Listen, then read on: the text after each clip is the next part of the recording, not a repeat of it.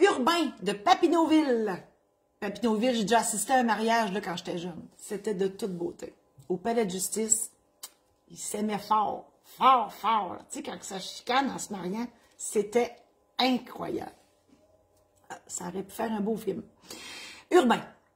Nos parents sont décédés ensemble il y a quelques mois dans un accident d'autobus lors d'un voyage organisé. Mes sympathies, Urbain. Notre famille, et d'ailleurs, c'est assez tragique comme accident, c'est un décès qui est subi. Hein? On doit rester un petit peu surpris de ça. Vos parents qui partent en voyage puis ne reviennent pas, j'en suis fort désolée. Notre famille est compliquée puisque nous sommes 3 enfants nés du premier mariage de notre père et qu'il a épousé en seconde noces une femme qui avait déjà 2 enfants.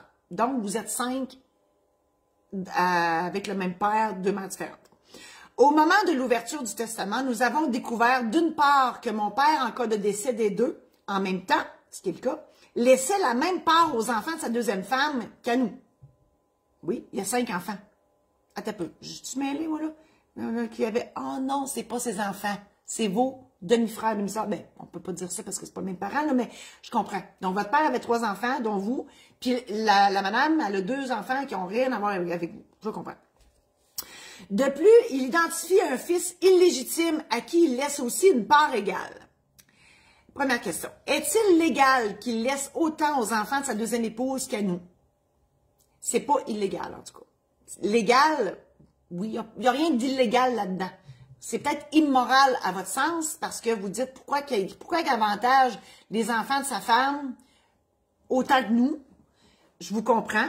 Urbain, je comprends vous vous sentez trahi là-dedans, vous sentez qu'il y a une injustice, vous avez le droit de sentir ça, mais légalement, il n'y en a pas.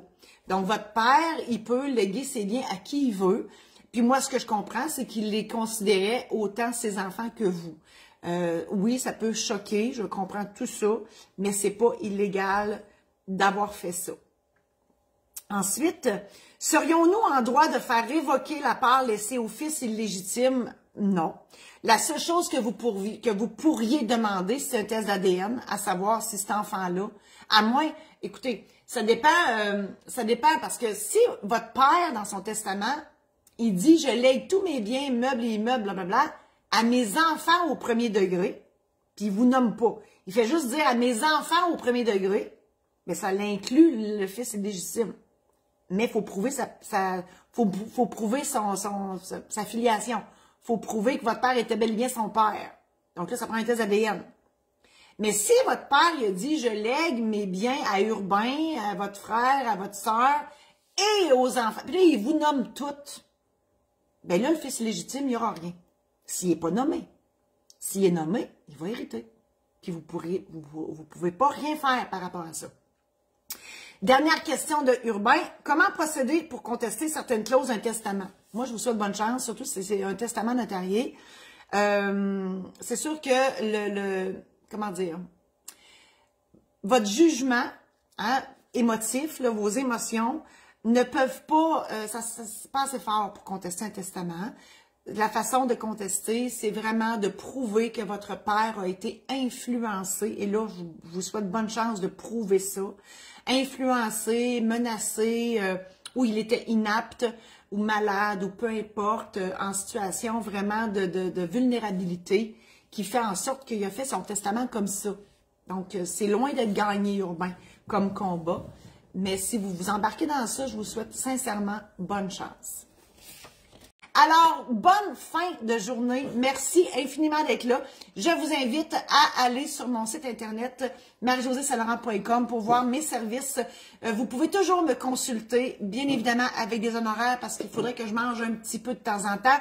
Donc, vous pouvez me consulter par courriel, par téléphone. Si vous voulez que j'aille faire une conférence chez vous, j'aimerais ça. C'est sûr que ça prend un minimum de personnes. J'appelle ça des showférences. C'est le mot à la mode. Showférence c'est pas une conférence, c'est pas un spectacle, c'est une showférence. Marcel, il va venir, va me suivre, c'est sûr, hein, Marcel? Ensuite, si vous voulez, si vous prévoyez vous marier, ben moi, je fais ça dans la vie. Je célèbre des mariages à la grandeur du Québec et c'est toujours un plaisir de le faire. Ça donne que j'ai un chum qui est DJ. Donc, on vous offre un projet clé en main pour la journée, c'est-à-dire que moi, je vous offre les conseils juridiques avant de vous marier. Je célèbre votre mariage. Je fais l'animation dans la salle, donc j'anime votre monde. Mon conjoint est sur la scène, Jean-François, il fait la musique et il anime aussi avec moi. Donc, c'est un projet clé en main. Ça me ferait vraiment plaisir d'aller célébrer votre mariage chez vous. Si c'est le cas, réservez votre date avec moi. C'est parce que si vous voulez faire ça un samedi, il n'y en a que 52 par année.